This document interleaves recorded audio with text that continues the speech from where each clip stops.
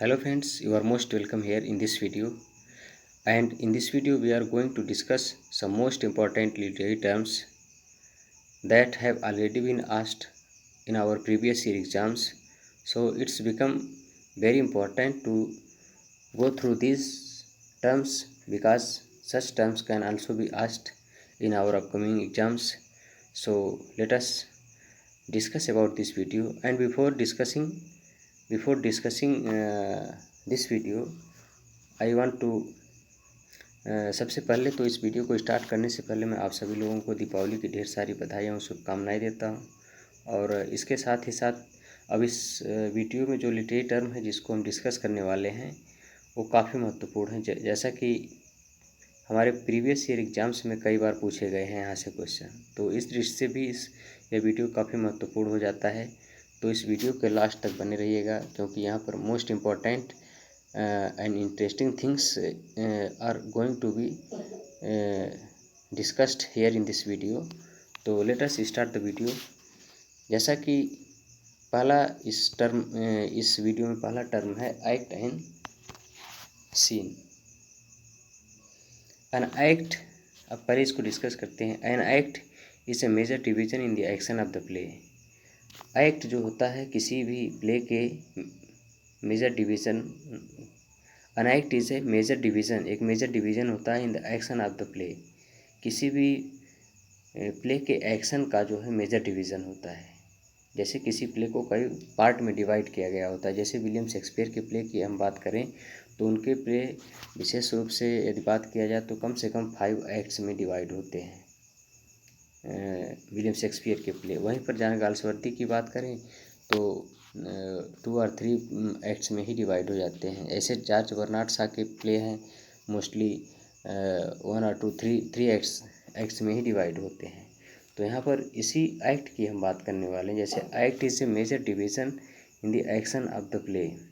किसी भी प्ले के एक्शन का जो है मेजर डिवीज़न होता है एक्ट।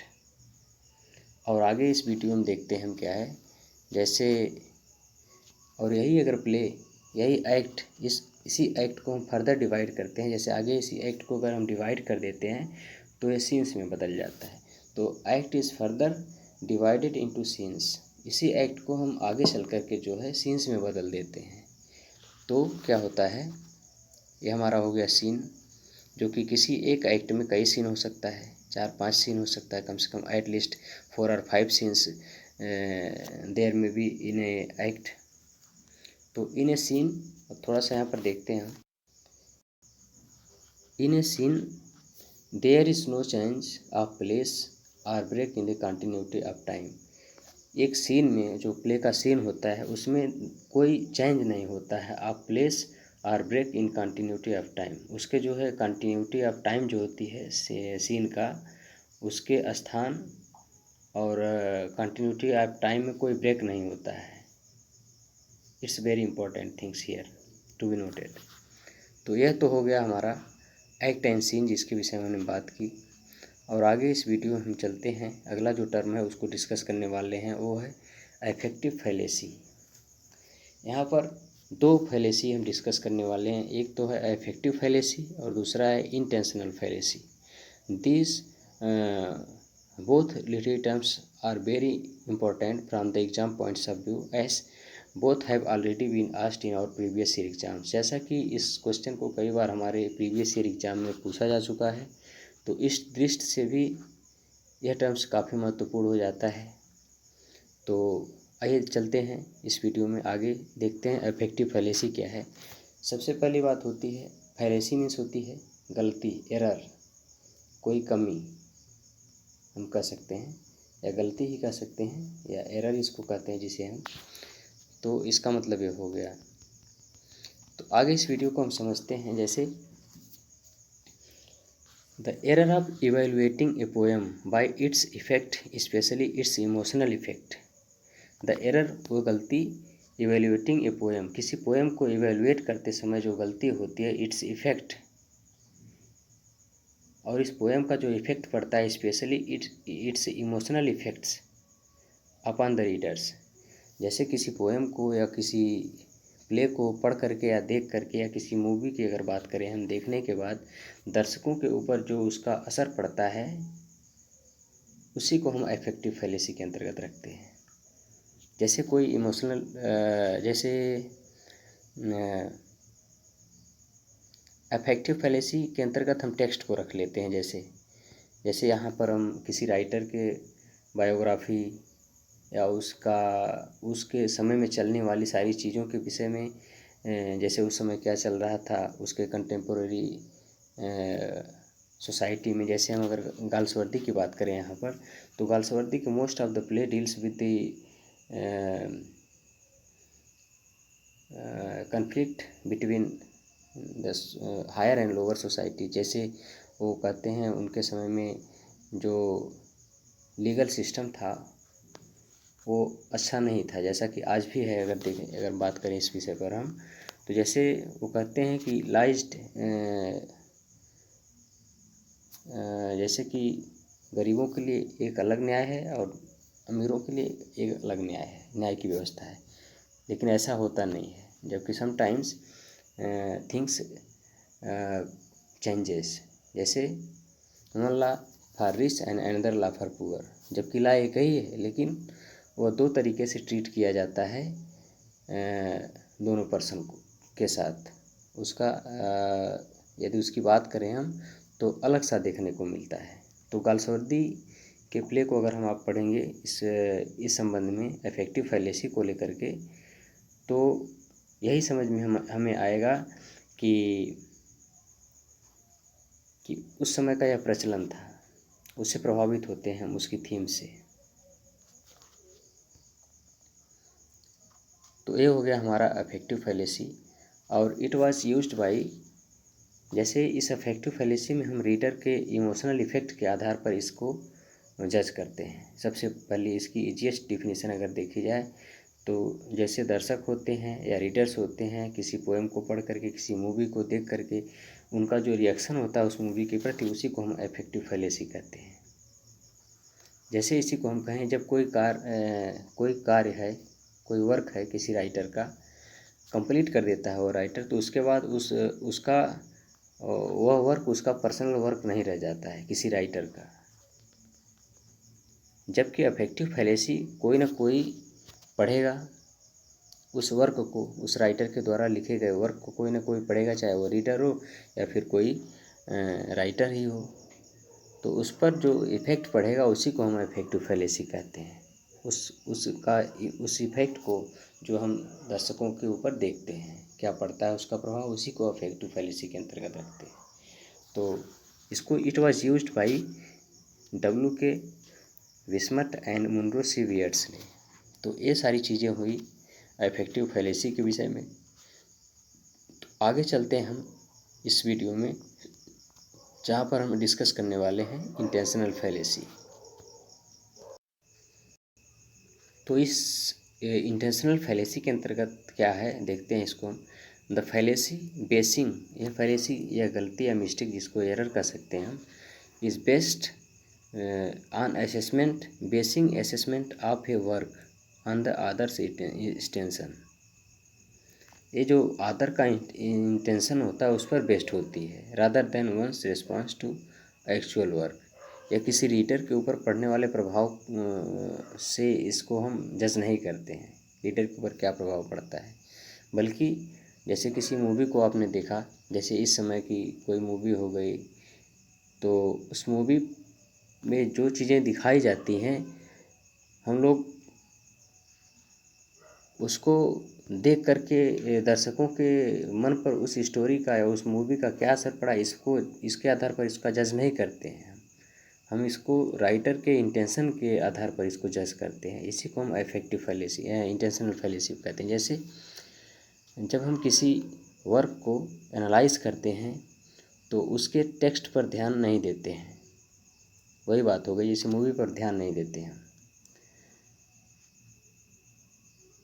जब हम किसी वर्क को एनालाइज करते हैं तो उसके टेक्स्ट पर ध्यान नहीं देते हैं, राइटर के इंटेंशन पर ध्यान देते हैं इसमें हम, जिससे हम टेक्स्ट के रियल मीनिंग से दूर चले जाते हैं। जैसे उसकी रियल मीनिंग क्या है टेक्स्ट की, इसको हम ध्यान नहीं देते हैं इस पर, बल्कि हम राइटर के इंटेंशन की दृष्टि से इस मूवी को देखते हैं या इस टेक्स्ट को पढ़ते हैं। इसी को हम इंटेंशनल फैलेसी कहते हैं। जैसे अब उसमें हम देखते हैं कि कौन सी राइमिंग स्कीम यूज़ की गई है, कौन सा मीटर यूज़ किया गया है, फ्री वर्स ब्लैंक वर्स क्या यूज़ किया गया है, या कौन सा फिगर ऑफ स्पीच यूज़ किया गया है, कौन सा स्टैंजा फॉर्म यूज़ किया गया है। तो इन सारी चीज़ों को हम देखते हैं।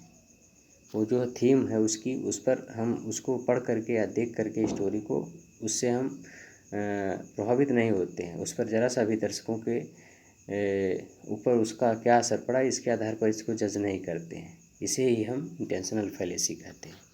तो आइए आगे चलते हैं। इस वीडियो में एनालॉजी है, इसको पढ़ते हैं। यह टर्म है अगला एनालॉजी, इसको पढ़ते हैं क्या है।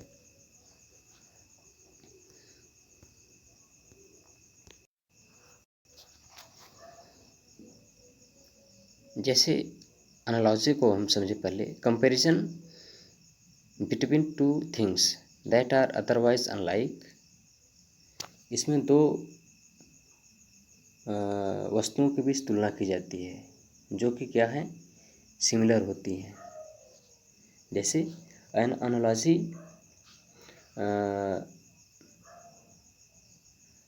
N analogy A comparison of one thing with another thing that has similar features, जिनमें लगभग एक समान गुण पाए जाते हो, सिमिलरिटी हो उसकी क्वालिटी में, उसको हम एनालॉजी के अंतर्गत रखते हैं। जैसे यदि बात करें हम, तो comparison between two things just that are otherwise unlike, जो कि लगभग भिन्न होती हैं लेकिन उनमें कंपैरिजन करते हैं, लगभग सिमिलरिटीज होती है उसमें कहीं ना कहीं। For the purpose of explanation और क्लैरिफिकेशन, उसके एक्सप्लेनेशन के पर्पज से और क्लैरिफिकेशन के पर्पज से देखा जाए तो हम उसको क्या करते हैं, कंपेयर करते हैं। जैसे एग्जांपल से समझे हम इसको, तो जैसे देखते हैं, the dress is as white as snow. अब ड्रेस भी वाइट है और स्नो भी वाइट है, दोनों चीज़ें जबकि अनलाइक हैं, सिमिलर नहीं है, लेकिन फिर भी कुछ सिमिलरिटी है यहाँ पर। तो comparison of one thing with another thing that has similar features is called analogy. कुछ फीचर्स तो इसके मिलते जुलते हैं ही जो है, जैसे वाइट ड्रेस भी है और स्नो भी वाइट होती है। तो ये हो गया हमारा टर्म, लिटरेरी टर्म जिसे हम एनालॉजी कहते हैं, इसको हमने समझा। और आगे इस वीडियो में चलते हैं, अगला जो टर्म है इसको डिस्कस करते हैं, क्या है देखते हैं इसको। अनाकोल्यूथन। अनाकोल्यूथन एक लिटरेरी टर्म है जो कि काफ़ी महत्वपूर्ण है, इसको समझते हैं। A sentence or construction in which the expected grammatical sequence is absent. जैसे ए सेंटेंस आर कंस्ट्रक्शन, कोई सेंटेंस हो या कंस्ट्रक्शन हो, in which the expected grammatical sequence is absent, जिसमें जिसकी हम एक्सपेक्ट करते हैं ग्रामेटिकल सीक्वेंस की, वो होती नहीं है वैसा। जैसे एग्जांपल से समझें इसको हम, while in the garden the door banked out banked shut. तो यहाँ पर जो है कंस्ट्रक्शन है जो इसकी एक्सपेक्ट की जा रही है, ग्रामेटिकल सीक्वेंस से मैच नहीं करती है यहाँ पर। तो ये हो गया हमारा अनाकोल्यूथन, फिगर्स ऑफ स्पीच या लिटरेरी टर्म जिसे हम कहते हैं। तो आइए चलते हैं इस वीडियो में आगे, अगले टर्म को डिस्कस करते हैं जो कि है अपोलॉजिया। अपोलॉजिया क्या है इसको समझते हैं हम लोग पहले इस लिटरेरी टर्म में। तो अपोलॉजिया जस्टिफाइंग वंस एक्शन, किसी एक्शन को, किसी के एक्शन को जस्टिफाई करना, अपोलॉजिया। और ग्रीक, ये तो ग्रीक है, ग्रीक मीनिंग है, लेकिन इसको हम ये डिस्कस करें तो स्पीकिंग इन डिफेंस, तो इसको हम किसी डिफेंस में बोलना कह सकते हैं। Is a formal defence are a position of a position और action. Is a formal defence, एक फॉर्मल डिफेंस होती है ऑफ ए पोजिशन और एक्शन की। The earliest English use of apologia, जो इसका अर्लीस्ट यूज़ हुआ था, earliest English use of apologia followed from the Greek, Greek से फॉलो किया गया था, और जिसका सेंस था a speech in defence, defence में स्पीच, किसी स्पीच को बोलना, या एक डिफेंस स्पीच है कोई जो किसी के डिफेंस में हो। तो ये हो गया हमारा अपोलॉजिया, जिसको हमने डिस्कस किया इस वीडियो में। तो यहाँ पर कुछ टाइपिंग एरर लग रहा है, जैसे अपोरिया होना चाहिए यहाँ पर, और यहाँ पर मिस्टेक हुई है, तो इसको पहले हम सही कर लेते हैं। तो इस वीडियो में आगे डिस्कस करने वाले हैं जो लिटरेरी टर्म है, उसे हम अपोरिया कहते हैं। जैसे अपोरिया है क्या, इसको डिस्कस करेंगे इस वीडियो में। तो आइए डिस्कस करते हैं aporia. Aporia is a logical paradox in which, एक लॉजिकल पैराडॉक्स होता है in which the speaker shows seeds of doubt, जिसमें एक डाउट की स्थिति बनी रहती है इन ए सब्जेक्ट, किसी सब्जेक्ट पर। स्पीकर ऐसा होता है कि वो हमेशा डाउट्स को ही दर्शाता है, जैसे उसके मन में ढेर सारे डाउट्स चल रहे होते हैं किसी सब्जेक्ट को लेकर के, किसी बात को लेकर के। This rhetorical strategy can be make the audience feel sympathetic about the speaker. तो इस प्रकार का जो स्ट्रेटजी होती है, ये जो है can make the audience feel, audience को फील करवाती है sympathetic about the speaker, speaker के प्रति ऑडियंस की सिंपैथी होती है। Regarding the dilemma in he is in, जिस डिलेमा में वह होता है, जिस भ्रम की स्थिति में वह होता है स्पीकर, या जैसे कि वह हमेशा एक क्या कह सकते हैं इसको, डाउट की स्थिति में रहता है, उसके प्रति दर्शकों की या ऑडियंस की जो है सिंपैथी होती है regarding speaker. It is often used in philosophy, और इसको हम प्रायः फिलॉसफी में यूज़ करते हैं। और इस प्रकार के टर्म्स जो है फिलॉसफी में यूज़ होते हैं। जैसे it is often used in philosophy, it relates to philosophical question, philosophical question से संबंधित होता है। And subject, philosophical question and subject से संबंधित होता है। Which have no obvious answer, जिसका कोई स्पष्ट आंसर नहीं मिलता है, हमेशा डाउट की स्थिति बनी रहती है यहाँ पर।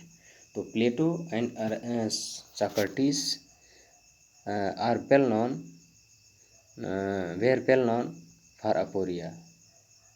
जैसे अपोरिया के यूज़ करने की अगर बात करें तो प्लेटो और सोक्रेटिस थे जो इसका काफ़ी ज़्यादा यूज़ करते थे।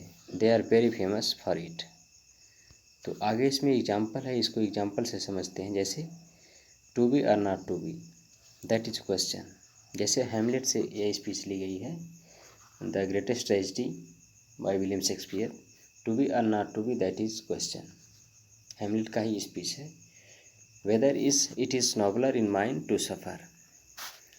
तो एक डाउट सी स्थिति इसके अंदर बनी हुई है रिवेंज लेने की, और वह सोच रहा है कि वेदर टू लिव और to die. He is in dilemma and undecided in mind what to do. So जैसे एक डाउट की स्थिति बनी हुई है इसके अंदर, इस कैरेक्टर की। तो फिलोसॉफिकल भी कह सकते हैं इसको हम। तो चलते हैं अगले टर्म की तरफ, जो कि है एसाइड। एसाइड को डिस्कस करते हैं इस वीडियो में आगे हम। अब देखते हैं एसाइड है क्या। To talk to oneself. Aside एक लिटरेरी टर्म है जिसमें एक एक्टर है, कोई स्टेज पर टॉक टू वन सेल्फ, स्वयं से बातें करता है। A few words are a short passage spoken, ये कुछ शब्द होते हैं या फिर कोई एक शॉर्ट पैसेज होता है स्पोकन, जो कि बोला जाता है in an undertone or to audience, audience के सामने। जैसे स्टेज पर कोई एक्टर है, वो प्रदर्शन कर रहा है, कुछ बोल रहा है, कोई स्पीच दे रहा है, that the other actors are not suppose to be here.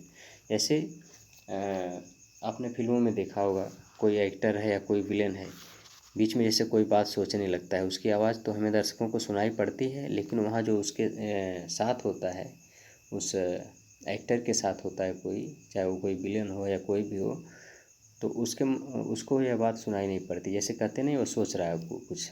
तो यही बात है यहाँ पर एसाइड की। To talk to oneself, स्वयं में बातें करता है। And a few words are short passages spoken in undertone, स्वयं से बातें करता है वो, ऐसा लगता है सोचता है। टू द ऑडियंस, उसको ऑडियंस सुनती है, जैसे दर्शक तो सुनते हैं, but the actors on the other hand, the actors are not suppose to be here, लेकिन जो दूसरे एक्टर होते हैं स्टेज पर, ऐसा प्रतीत होता है उस एक्टर को कि ये सब नहीं सुन रहे हैं, तो इसी को हम कहते हैं एसाइट। जैसे इन द प्ले हम बात करें यदि, तो इन द प्ले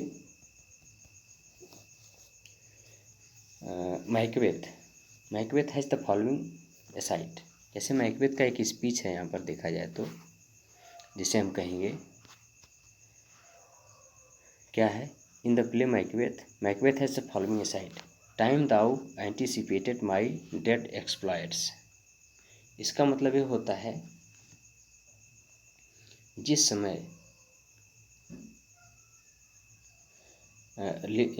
मैकबेथ की बात कर रहे हैं हम लोग, ट्रेजिडी है, जैसे कि ट्रेजिडी ऑफ एम्बिशन है, इसमें लिनॉक्स एक कैरेक्टर है, brings the news that Macduff has left for London for England, England के लिए चल पड़ता है, इंग्लैंड भाग जाता है।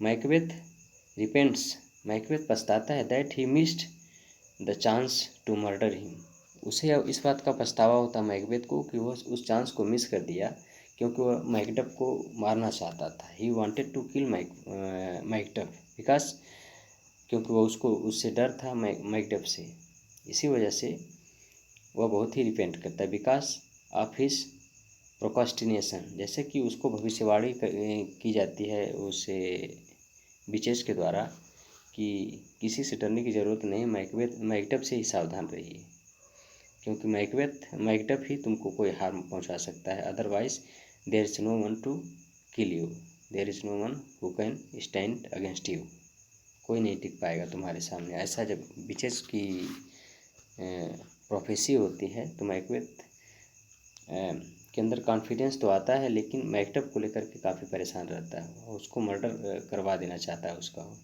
लेकिन वह भाग जाता है, इंग्लैंड चला जाता है। उसके बाद because of his procrastination Macbeth resolves from that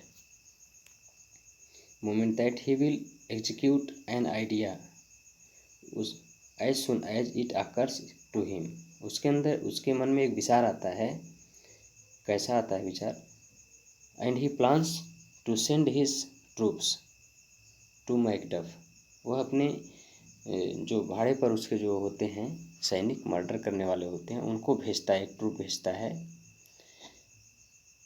to Macduff कैस्टिल। और जानते हैं सबसे बड़ा महत्वपूर्ण चीज़ ये होती है, एग्जाम में पूछ लिया जा सकता, काफ़ी महत्वपूर्ण क्वेश्चन है यहाँ पर, एक पॉइंट है, जैसे कि मैकडफ के कैस्टिल पर भेजता है यह अपने ट्रूप्स को टू किल मैकडफ, तो उसका जो मैकडफ का कैस्टिल है उसको हम किस नाम से जानते हैं, फीफे के नाम से, इसके कैस्टिल को फीफे कहते हैं, और मैकबेथ के कैस्टिल को इन्वर्सन के नाम से जाना जाता है। तो ये तो काफ़ी महत्वपूर्ण चीज़ हुई जिसके विषय में मैंने बात किया। Fife to kill his wife and son so that he can eliminate any threat from Macduff's successors, वह उसके कैस्टिल पर मर्डरर्स को इसलिए भेजता है कि वे जा करके मैकडफ की वाइफ और उसके बच्चे को ख़त्म कर दें, उसको किल कर दें, जिससे कि उसका डर जो है उनके प्रति जो बना हुआ है वह समाप्त हो जाए, ऐसा सोचता था Macbeth. It was the Macbeth's idea that he thought of. और क्या था, from the point on the tides will start to turn as Macbeth in his insecurity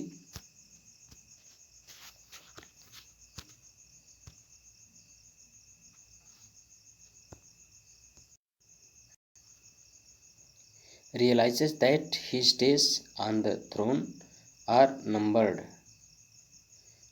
Macbeth has reached the Nadir of security, Nadir of cruelty and only death awaits him. और इस प्रकार से जो है Macbeth जो है मैकबेथ की जो ये ambition to become a king is plotting in his mind. He wants to be a king, that is why one by one he commits murder.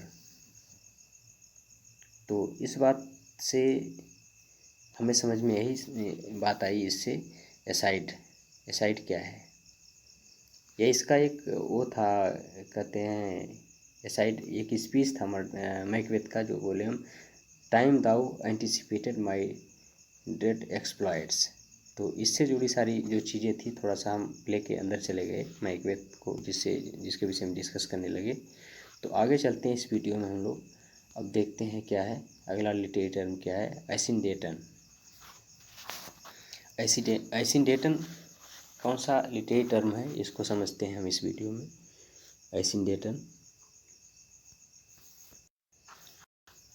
तो एसिंडेटन को समझते हैं। एसिंडेटन फ्रॉम द ग्रीक, एसिंडेटन एक ग्रीक वर्ड है and it's meaning is unconnected, जिसकी meaning होती है unconnected, जिससे कोई इसका कनेक्शन नहीं होता है। समटाइम्स कॉल्ड एसिंडेटिज्म, और समटाइम्स इसको हम एसिंडेटिज्म के नाम से भी जानते हैं। It's a figure of speech in which one or several conjunctions are omitted. एक ऐसा फिगर ऑफ स्पीच है जहाँ पर कंजक्शंस को ओमिट कर दिया जाता है, हटा दिया जाता है। A series of related classes from a series of related classes, जैसे कोई क्लास हो या कोई सेंटेंस हो जहाँ पर ढेर सारे या कई कंजक्शंस का यूज़ किया गया हो, तो उसको यदि हम हटा देते हैं तो उसी को हम एसिंडेटन कहते हैं। जैसे asyndeton is a figure of speech in which conjunctions are omitted, जिसमें हम कंजक्शन को क्या करते हैं, रिमूव कर देते हैं। जैसे अभी हम इस वीडियो में एग्जाम्पल से समझते हैं इसको। जैसे देखें हम यहाँ पर एग्जाम्पल, आर वेनी विटी विसी एंड इट्स इंग्लिश ट्रांसलेशन। यह एक फॉरेन लैंग्वेज का ये क्या है, ये फॉरेन लैंग्वेज में लिखा गया है और इसकी इंग्लिश होती है आई केम, आई सा, आई कांकर्ड। अब ये एसिंडेटन इसलिए है क्योंकि यहाँ पर कंजक्शंस को ओमिट कर दिया गया है। कंजक्शन जैसे अभी यहाँ पर, अभी इसको हम समझने वाले हैं आगे। जैसे इसी में होता आई केम एंड आई सा एंड आई कांकर्ड, मैं आया, मैंने देखा और मैंने क्या किया, जीत लिया। तो एंड को यहाँ पर रिमूव कर दिया गया है, जो कि कंजक्शन होता है यहाँ पर। तो अब इसी को हम इस वीडियो में आगे समझने वाले हैं। जैसे अभी इससे बेस्ट एग्जांपल होगा सामने, जिससे सारी चीज़ें स्पष्ट होने वाली हैं। अब देखिए यहाँ पर syndeton and asyndeton are opposite to each other. Asyndeton को हम तो पढ़ ही रहे थे, लेकिन सिंडेटन क्या है, ये दोनों अपोजिट हैं एक दूसरे से। जैसे अब सिंडेटन क्या है, सिंडेटन देखते हैं हम यहाँ पर, सिंडेटन, तो syndeton includes addition of multiple conjunctions such as he eats. जैसे सिंडेटन क्या है, it includes addition of multiple conjunction such as he eats, he eats and sleeps and drinks.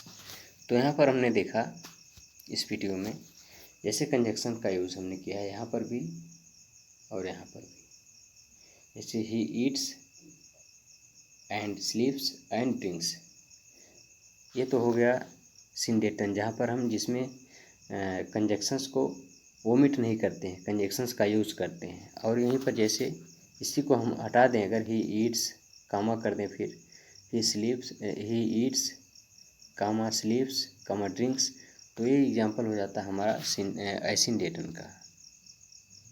लेकिन यहाँ पर he eats and sleeps and drinks, this is the best examples of सिंडेटन।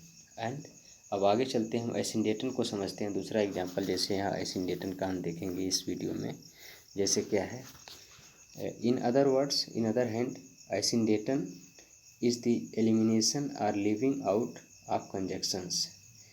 asyndeton वह होता है जिसमें हम क्या करते हैं, कंजक्शंस को ओमिट कर देते हैं, छोड़ देते हैं, हटा देते हैं, रिमूव कर देते हैं सेंटेंस से या क्लास से। जैसे ही ईट्स, स्लीप्स एंड ड्रिंक्स, यहाँ पर यूजलेसली कंजक्शंस का यूज़ नहीं किया जाता है। जैसे हमने देखा यहाँ पर ही ईट्स, स्लीप्स एंड ड्रिंक्स, तो यह हमारा एग्जाम्पल हो गया एसिंडेटन का। और अगर इसी को हम सिंडेटन बनाते तो हम यहीं पर सीधे सीधे इसको कर देते ही ईट्स कामा स्लीप्स एंड स्लीप्स के बाद हम कामा करके फिर ड्रिंक्स कर देते इसको। तो यह तो हो गया हमारा एग्जाम्पल सिंडेटन का। तो आइए इस वीडियो में आगे चलते हैं हम लोग। तो इस वीडियो में बस इतना ही था। तो आज के लिए बस इतना ही। जल्दी ही मिलते हैं एक नए वीडियो में। तब तक के लिए जय हिंद।